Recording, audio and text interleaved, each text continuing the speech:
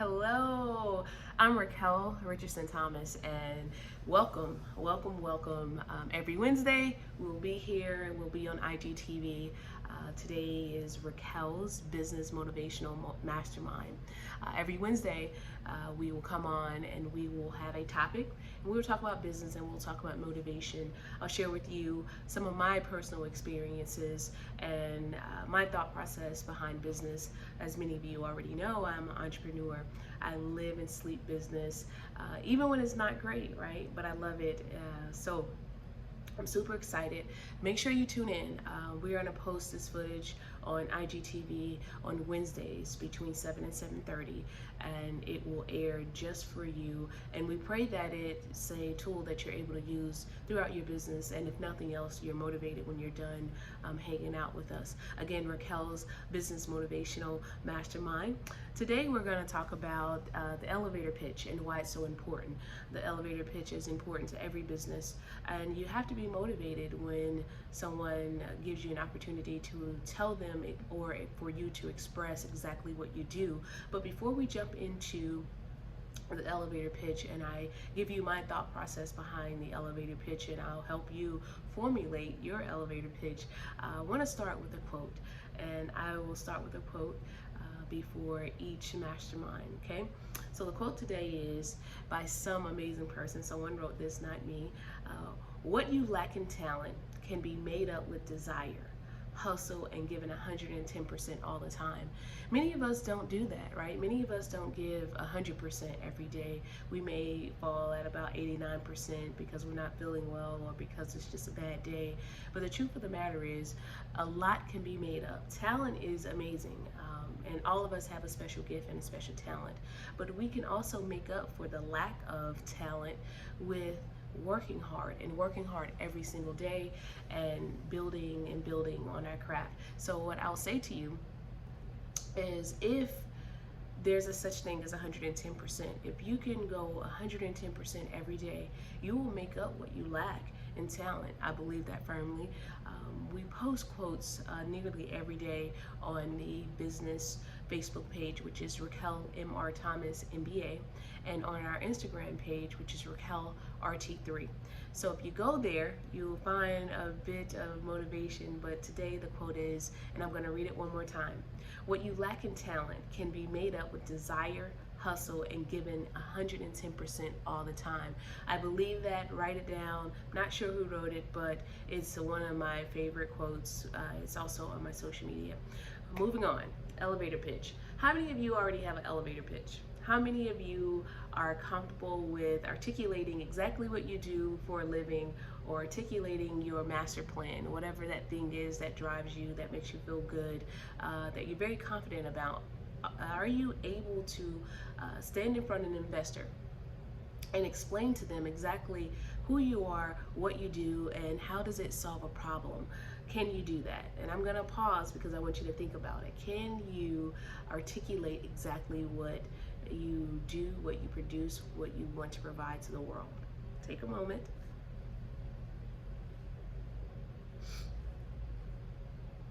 Okay. For me, I didn't always have this talent. It took me some time to formulate exactly how to articulate to someone that I don't know, and to articulate to someone that I only have 30 to 60 seconds, because I do favor a 30-second pitch more than a 60-second pitch, because sometimes when individuals are very busy, you just don't have that full minute. So I like to get the pitch down to 30 seconds. What's your 30-second elevator pitch? How do you formulate? So that's what we're going to talk about today for our business portion. We already went over the motivation portion, right? So I want you guys to think about this. When you're in front of an investor and they have the funds to provide you with enough money to create the business of your dreams, to provide a service that you've always wanted to provide, and you have 30 seconds. How do you articulate everything you need in 30 seconds and be very efficient? And if it's good, you'll be allowed more opportunity and more time to speak about whatever it is that you're pitching, right? So the first thing you have to do is, in my opinion, now this can vary for different people, but as soon as you get in front of that person and it's time for you to give them your pitch, you have to introduce yourself. You have to let people know who you are, and that's really quick, right? Your name and what you do. And when you state what you do, you follow that with your goal. What's your goal? What's the goal of your business, product, or service? And once you talk about the goal, you go right into explaining what problem is your thing going to solve? What problem is your thing going to solve? And that is where you really hook the person that you're doing your 30-second pitch for, or 60-second pitch for. You have to be able to convince them that what you're doing is actually gonna solve a problem. Now that problem could vary, of course, but that's the next step. Then I say, you have to be able to tell that investor or that person that you're pitching to, if you want to keep their attention, what makes your product or service different? What makes your product or service unique? Why you among all the other people that could be doing something very similar, or do you have something that no one else is doing? If you have something that no one else is doing, it's going to be very important for you to articulate that and articulate it very clearly. So the next step is close. Now, you've gone through the first 4 steps, and that's introducing yourself, stating your goal, explaining to whomever you're speaking to what problem you will solve.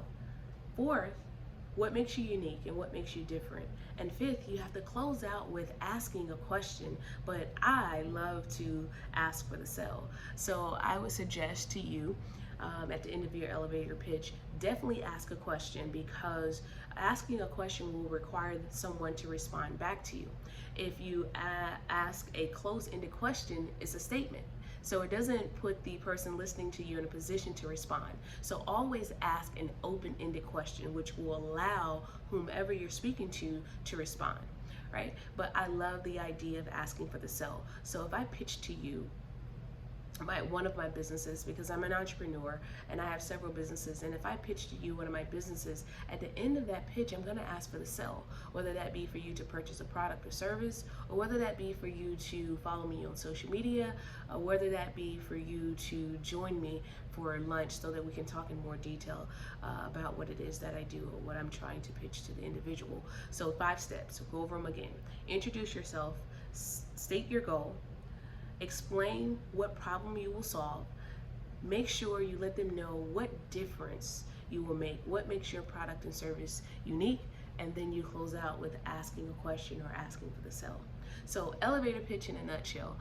Work on it. I think that you have to practice this, right? While we know exactly what we do, what our gift is, what our talent is not necessarily so easy for someone that doesn't know you and doesn't know what you do. So you have to practice this, and I recommend you practicing it in the bathroom, when you're getting dressed, when you're brushing your teeth. Just run it through your mind, right? Constantly run it through your mind. Constantly repeat your elevator pitch, and to yourself, so when you have the opportunity to state it to someone else, that you're ready. Now, another thing you can do, if you have really cool friends or a cool wife or a cool husband, whatever it may be, you can use them as practice, right? Get in front of them and shoot that pitch, and you just practice over and over until it feels very natural. While it is natural for you to do that thing that you're really good at, it's not necessarily natural for you to articulate exactly what you do. So I want you to focus on your elevator pitch. When we come back together, I want you to have that 30-second to 60-second elevator pitch down pat. I want to go over one more time with you the motivational piece and the quote that I shared earlier today. All right? What you lack in talent can be made up with desire, hustle, and giving 110%. Never forget that. That's so very important. 110% will make up for the talent that you lack. You're not going to be great at everything, but I can promise you this: if you work hard, you'll be seen and you'll get to where you want to go. Everyone has a gift and a talent. Make sure you're tapping into your gift and your talent and not someone else's gift and talent. That's so very important. Do what you're good at. Don't be a part of the peanut gallery. Don't focus on what other people are doing great, but yet focus on what you do great and go out and capitalize on it. There's a marketplace and a stream of revenue for you if you can just tap into what makes you great. What's that thing that you give to the universe? What's that thing that you do that makes the universe better? I love to focus on the things that I'm really good at. I've been taught that. In my corporate career, I've always been taught to focus on my strengths versus my weaknesses. Now, it's important, it's imperative that you know exactly what your weaknesses are, but more importantly, we don't want to worry about the weaknesses, but yet focus on the things that we're strong at so that we can get better at them. When you build your team, what the areas that you are weak, you put people around you that are really good in those areas, and then your expertise is probably going to be different than their expertise, and that's how you start creating a strong team. We will have an episode where we talk about building your dream team and what does that look like. What's your Mount Rushmore? For those of you that are into sports and into basketball, you know that Mount Rushmore is very important. I can tell you this, LeBron James is on my Mount Rushmore without a doubt. But back to what we're talking about, the elevator pitch. I want you to practice. I want you to hone in on being able to articulate to someone exactly what you do and be very efficient, because in many cases you don't have a lot of time, but be able to articulate exactly what you do in 30 to 60 seconds. Now, I pose this question to you, but before I do, I want to tell you my purpose and why I will continue to provide small segments to help business owners or those that want to jump into business tools, is because my desire is to close the wealth gap. And to close the wealth gap amongst minorities, especially African Americans, it requires us to share what we know. It requires us to be giving and put ourselves on the forefront to share enough so that we give someone else motivation or inspire someone else to move forward and do that thing that they've been gifted to do.